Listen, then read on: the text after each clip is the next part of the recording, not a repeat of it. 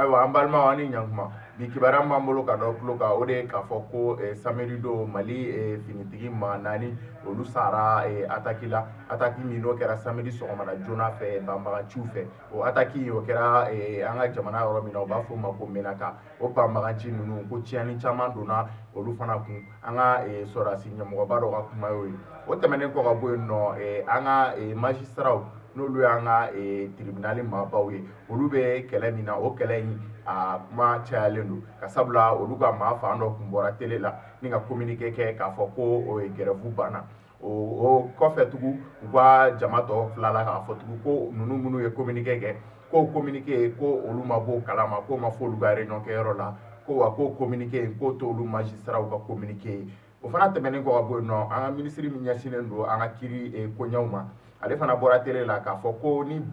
lundi tɛmɛna ka sɔrɔ magistrat min ma baara daminɛ ko ayiwa k'i k'i sigi n'a ye ko nin kalo sa la k'i tɛ sara ko wa ko i bɛ se k'i sigi n'a ye tuguni ko i bɛ se ka maa bɛ se ka bili nɔ la wagati bɛɛ lajɛlen na ayiwa nin kibaruya fila de tun b'an bolo k'a lase aw tulo ma aw ni ce aw ka kulomajɔ la